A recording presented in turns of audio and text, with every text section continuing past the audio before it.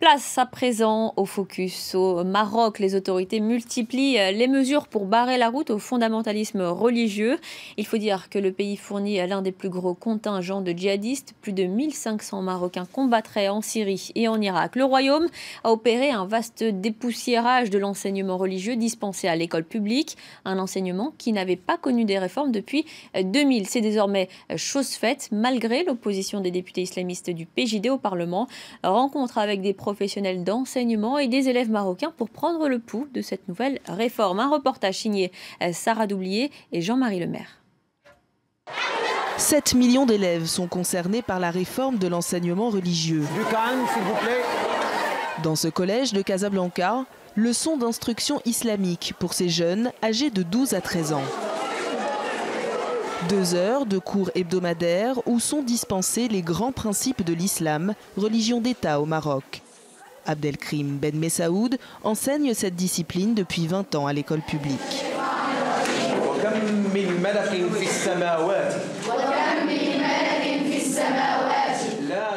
Selon lui, l'entrée en vigueur de la réforme et la distribution des nouveaux manuels ont simplifié l'enseignement de la matière.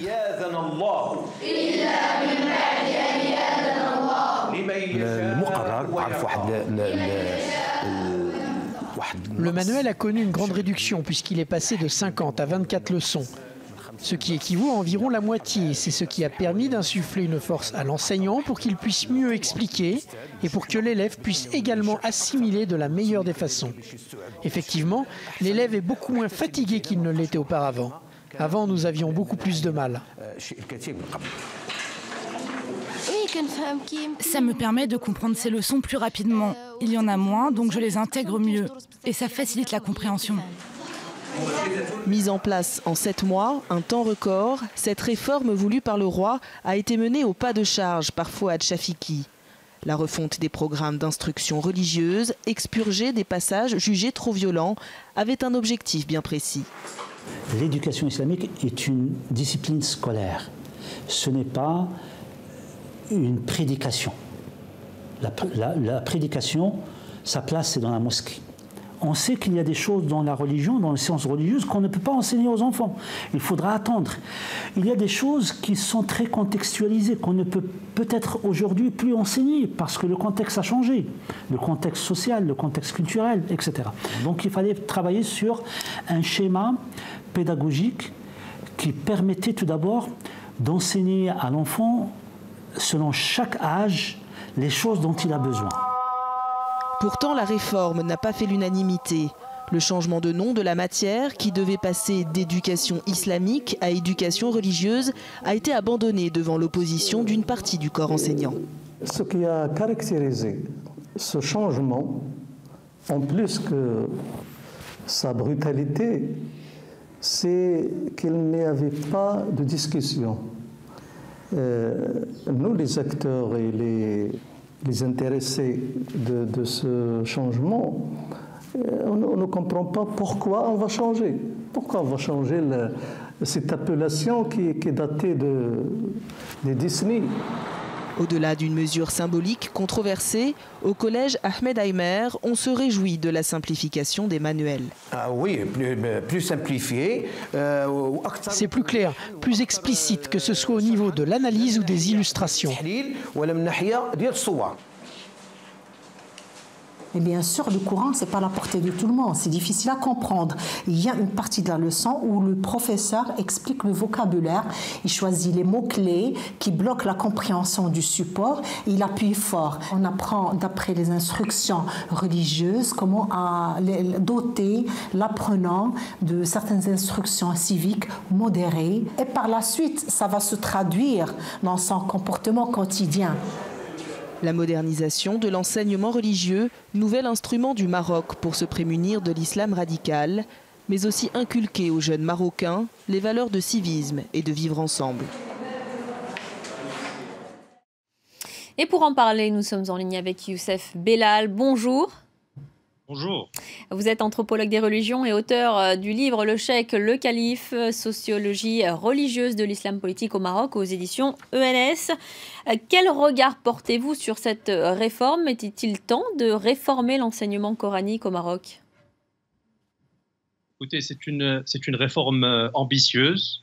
L'objectif étant de faire en sorte que les Marocains, qui sont dans leur très grande majorité musulmans, mais tenant compte aussi d'une minorité juive qui a historiquement existé au Maroc, l'ambition de cette réforme était de faire à la fois de réformer cet enseignement des fondamentaux de l'islam, qui permet aux Marocains de comprendre et de s'identifier aux principaux enseignements de l'islam, mais en même temps d'en faire des citoyens pleinement ancrés dans la modernité, des citoyens de leur temps.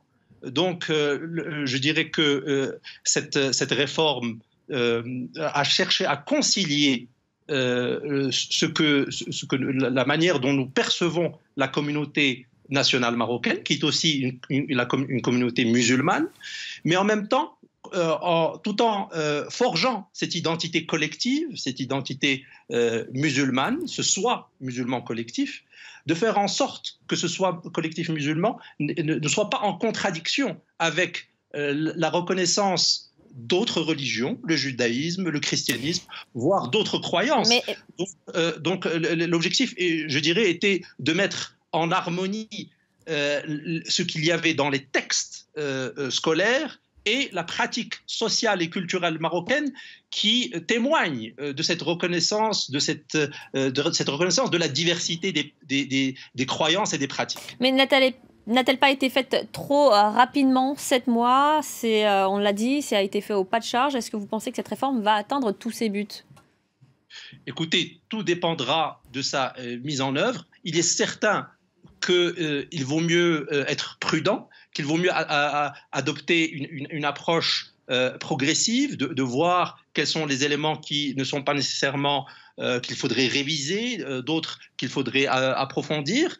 Et il s'agit ici d'un exercice difficile, parce que au final, vous devez à la fois forger une identité commune, une conception de l'islam en termes de croyances, en termes de pratiques, qui est partagée par les musulmans au Maroc, mais aussi faire justice, être fidèle à la pluralité des pratiques et la pluralité des croyances au sein de l'islam. Même, par exemple, est-ce que vous allez insister beaucoup plus sur une pratique soufie qui insiste sur l'intériorité, qui insiste sur la spiritualité de l'islam, qui insiste sur l'éthique et les valeurs morales? Mais il y a eu certaines réticences de la part des députés conservateurs qui se sont opposés à cette réforme. Oui, il y a eu certainement une opposition, mais l'objectif est de sortir avec un compromis entre ces diverses conceptions de l'islam. Et surtout... Mais est-ce qu'ils ont eu leur mot à dire? Pour qu'il y ait compromis, on aurait dû leur demander leur avis. Est-ce qu'ils ont eu leur mot à dire? On a entendu certains enseignants en disant que voilà, ils n'ont pas eu le choix, ils ont dû appliquer cette réforme.